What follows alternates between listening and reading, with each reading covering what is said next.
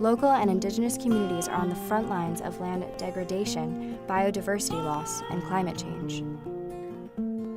When dryland ecosystems decline, so do rural livelihoods. Communities that depend on dryland resources for their day-to-day survival and subsistence needs experience land degradation more acutely than anyone else. It is these communities, however, that are coming up with the most innovative and holistic responses to the challenges of land degradation, and they are often doing this in ways that restore ecosystems, create sustainable livelihoods, strengthen food security, improve water access, and adapt to climate change.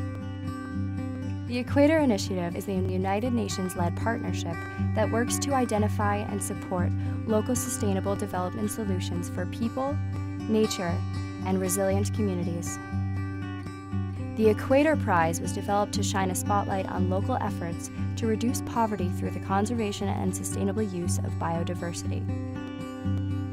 This year, thanks to the Global Environment Facility, a special Equator Prize for Sustainable Land Management in Sub-Saharan Africa is recognizing outstanding community-based innovation and leadership in managing drylands as a pathway to sustainable development. The winners being honored illustrate the diversity of approaches that are taken at the grassroots level to meet land degradation challenges head-on. The Northern Rangelands Trust is a network of 26 community conservancies that put indigenous communities at the forefront of land management, wildlife conservation, and sustainable livestock practices. Supporting more than 280,000 pastoralists, the Trust has helped address problems ranging from droughts, ethnic rivalries, wildlife poaching, and lack of access to health and education services. The Highveld Cooperative works with a range of stakeholders to conserve biodiversity, restore soil productivity, provide fair and equitable market supply chains, and improve the incomes of local tea farmers.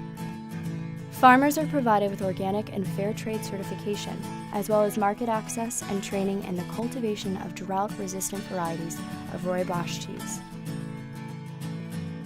Utuni Development Organization is using sand dam technology to improve water and food security in communities in central Kenya, promoting a sustainable development model to better manage dryland ecosystems in harmony with nature.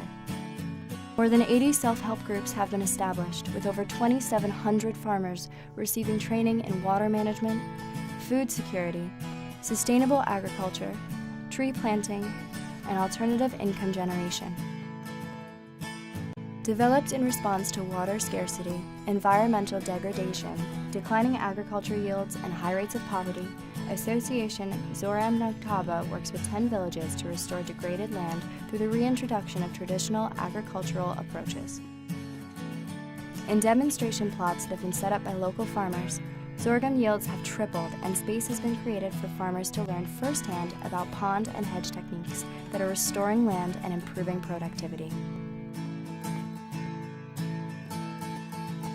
In the buffer zone of the Penjari Biosphere Reserve, Union of Village Associations for the Management of the Penjari Wildlife Reserve is working through grassroots action to move cotton farming towards organic and fair trade practices.